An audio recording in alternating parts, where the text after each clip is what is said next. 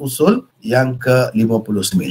Hadis-hadis yang menganjurkan supaya bersetubuh dalam keadaan tertutup aurat atau menampakkan itulah cara terbaik. Jika tidak, persetubuhan akan dikongsi oleh syaitan dan lain-lain ancaman. Tidak ada yang sahih ataupun hasan.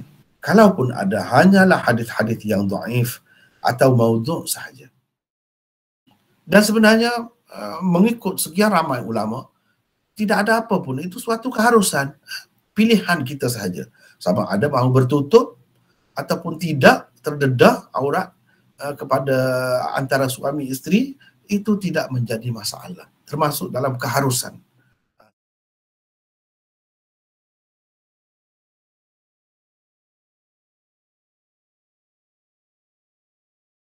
Contoh pertama, Abu Hurairah meriwayatkan daripada Rasulullah sallallahu alaihi wasallam, baginda bersabda, apabila seseorang daripada kamu mendatangi, yakni menyetubuhi isterinya, maka hendaklah ia bertutup. Kerana jika tidak bertutup, malulah para malaikat dan mereka keluar. Syaitan pula masuk. Jika mereka, suami isteri, mendapat anak, syaitanlah yang telah berkongsi dalam perhubungan kelamin mereka.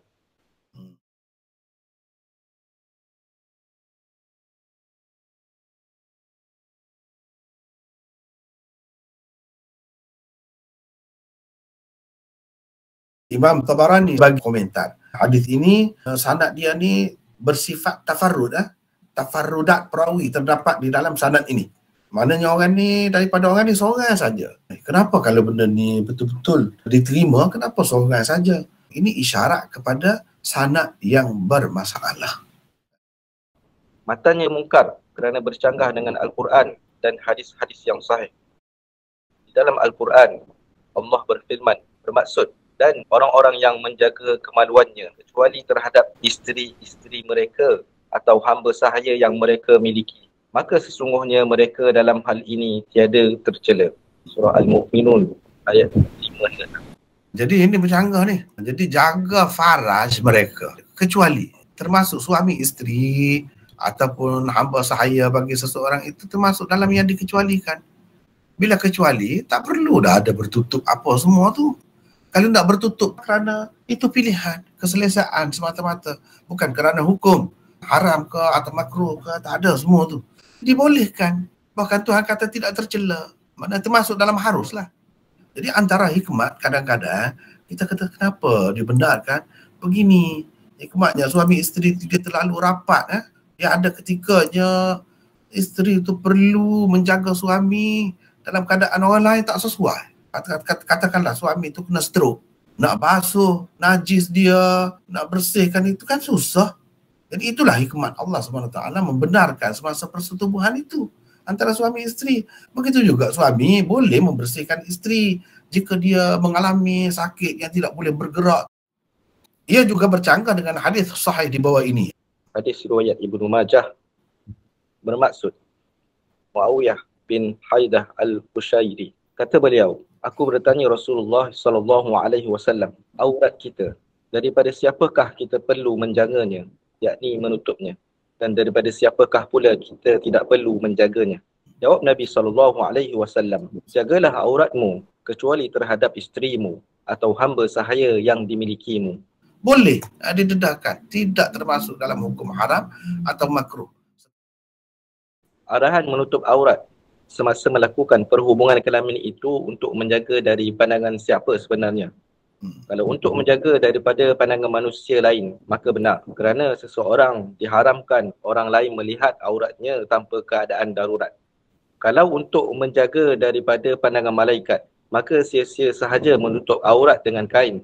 Kerana malaikat adalah makhluk halus yang dapat melihat walaupun dibalik berlapis-lapis pakaian.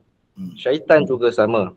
Ia juga makhluk halus yang pelihatannya dapat menembusi kain-kain yang menutupi asal manusia.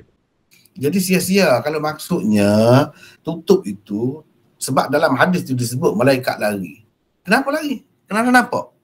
Kalau ketika pakai dia tak nampak kah? Itu persoalan. Ketika biasa tidak dalam keadaan bersetubuh, dia tak nampak kah? Nampak. Sama juga syaitan. Jadi kita nak jaga daripada siapa sebenarnya? Kalau nak jaga daripada manusia, ya, kalau suami isteri dah dalam bilik bersunyi-sunyian, mana ada manusia? Kalau di hadapan ramai itu betul lah, memang haram. Untuk memelihara diri daripada gangguan syaitan, zikir dan doa yang diajar oleh Rasulullah SAW sudah pun mencukupi. Nabi SAW bersabda, bermaksud, jika seseorang daripada kamu apabila hendak mendatangi, yakni menyetubuhi isterinya, membaca Bismillah, Allahumma jannibna syaitana wa jannibis syaitana ma razaqtana. Nescaya anak yang ditakdirkan untuk mereka berdua, yakni suami isteri, dalam persetubuhan itu tidak sama sekali dapat diganggu oleh syaitan. Hadis riwayat Bukhari, Muslim dan lain-lain. Jadi dia kan sudah ada jaminan, mana tidak dapat diganggu tu termasuklah dia dapat lihat ke apa semua tu. Jadi semacam sudah ada jaminan di sini. Apa lagi gangguan yang lebih teruk lagi? Dia tengok, nampak, dia bersorak-sorak. Sudah ada dah hadis ini. Cukup dah tu. Sama juga. Tapi itu hadis dhaif, masuk ke dalam tandas apa kan, baca. Bila baca tu, ada dalam hadis dhaif menyebutkan syaitan jadi tak nampak gitu. Jadi di sini pun dengan doa yang Nabi SAW ajar ni, kira-kiranya tak nampak boleh. Allah SWT boleh begitu. Walaupun tak sebut dengan jelas.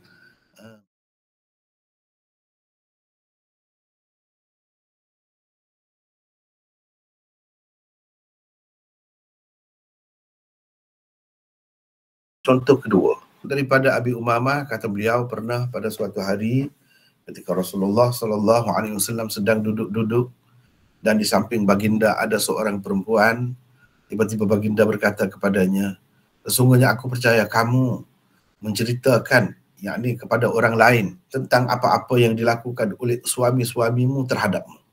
Jawab perempuan itu, ya demi Allah, aku tebus engkau wahai Rasulullah dengan ayah dan ibuku. Memang kami berbangga dengannya. Maka bersabdalah Rasulullah SAW, jangan dilakukan. Sesungguhnya Allah murka kepada orang yang melakukan demikian. Seterusnya Rasulullah SAW berkata, sesungguhnya aku percaya kamu ketika didatangi suami, yakni ketika bersetubuh, dua-duanya tidak berselimut lagi, malah saling melihat aurat satu sama lain, macam keledai kedua-duanya. Kata perempuan itu, iya demi Allah, ku tebus engkau dengan ayah dan ibuku. Memang kami melakukan begitu. Kata Rasulullah SAW, jangan dilakukan begitu, kerana Allah murka kepada orang yang melakukannya.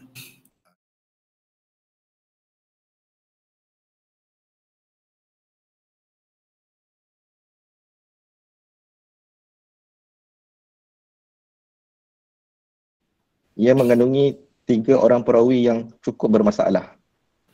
Ubaidullah bin Zahar, Ali bin Yazid dan Al-Qasim. Ini 3 orang perawi yang bermasalah. Ubaidillah bin Zahar meriwayatkan hadis-hadis maudhu' daripada perawi-perawi yang kuat-kuat. Oleh kerana hadis contoh kedua ini juga bercanggah dengan Al-Quran dan hadis-hadis sahih yang telah disebutkan sebelum ini, maka ia tertolak dan tidak boleh dijadikan panduan dalam menentukan hukum berbogel ketika bersetubuh. Jadi maknanya dipanggil hadis ini mungkar sebab bercanggah dengan hadis-hadis lain yang sahih. Bukan sekadar bercanggah dengan hadis yang sahih, bercanggah dengan Quran. Bercanggah dengan Al-Quran. Itu ketika kita bincangkan contoh yang pertama dah sebut dah. Bahagian pertama hadis contoh kedua di atas masih boleh diterima, iaitu sesungguhnya aku percaya kamu menceritakan kepada orang lain tentang apa-apa yang dilakukan oleh suami-suamimu terhadapmu. Jawab perempuan itu, ya, demi Allah, ku tebus engkau wahai Rasulullah dengan ayah dan ibuku. Memang kami berbangga dengannya. Maka bersabdalah Rasulullah SAW, jangan dilakukan. Sungguhnya Allah murka pada orang yang melakukan demikian. Ini kerana rahsia hubungan sulit antara suami isteri tidak sepatutnya disebarkan kepada orang-orang lain, kecuali dalam kes-kes mahkamah yang tidak dapat tidak didedahkan di hadapan hakim. Adapun mendedahkan kepada orang-orang yang tidak berkenaan, apalagi berbangga dengannya, maka itu bercanggah dengan adab dan kesopanan Islam. Salah satu unsur nakarah. Ini unsur nakarah. Unsur percanggahannya dengan hadis yang lebih sahih daripada itu, maksud unsur nakarah. yang terdapat di dalam hadis itu ialah terlalu terbukanya Rasulullah sallallahu alaihi wasallam berbicara dengan wanita bukan mahramnya dalam soal-soal seksual. Ia adalah sesuatu hal yang tidak akan anda temui di dalam hadis-hadis sahih. Untuk menjelaskan perkara-perkara seperti itu, Nabi SAW biasanya menjadikan isteri-isterinya sebagai perantara. Baginda secara langsung tidak akan bercakap tentangnya.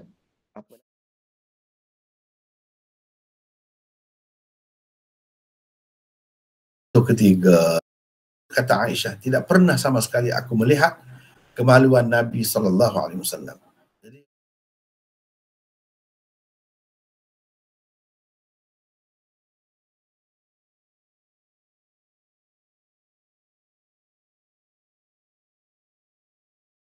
Jadi hadis-hadis ini masyhur di dalam kitab-kitab hadis pun ada.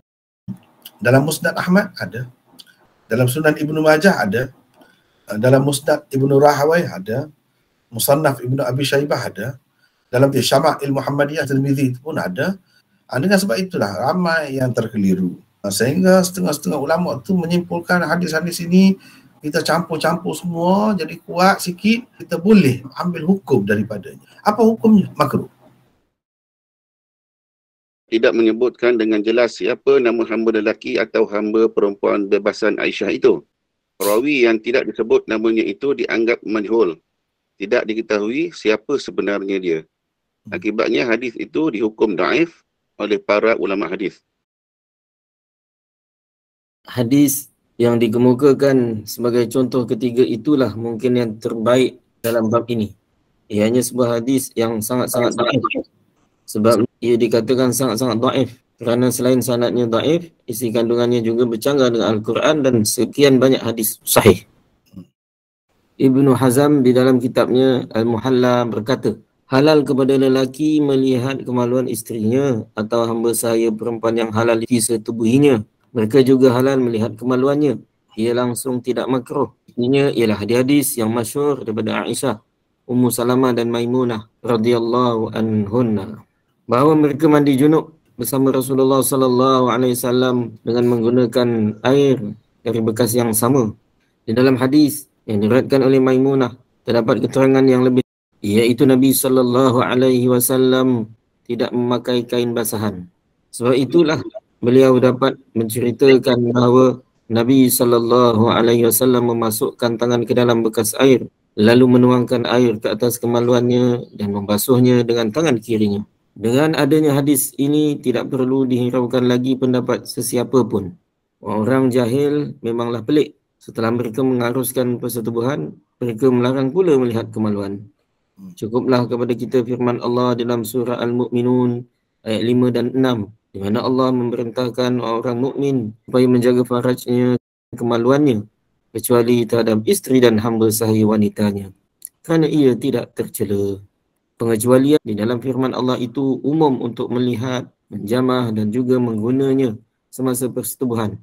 Pihak yang tidak bersetuju tidak mempunyai sandaran dan pegangan selain daripada hadis yang sangat lemah daripada Ummul Mukminin Aisyah. Ibnu Qudamah berkata, dan diharuskan kepada setiap orang daripada pasangan suami isteri melihat dan menjamah semua tubuh pasangannya termasuk kemaluan. Dalilnya ialah hadis yang diriwayatkan oleh Bahas bin Hakim daripada ayahnya, daripada datuknya Muawiyah bin Haidah Al-Kushairi. Kata beliau, bermaksud, wahai Rasulullah sallallahu alaihi wasallam, aurat kita, daripada siapakah kita perlu menjaganya, menutupnya, dan daripada siapakah pula kita tidak perlu menjaganya? Jawab Nabi sallallahu alaihi wasallam, jagalah auratmu kecuali terhadap isterimu atau hamba sahaya yang dimilikimu. Hadis riwayat Ibnu Majah. Kata Ibnu Qudamah seterusnya, oleh kerana pasangan suami isteri boleh bersedap-sedapan dengan kemaluan, maka haruslah juga melihatnya dan menjamahnya seperti bahagian-bahagian badan yang lain.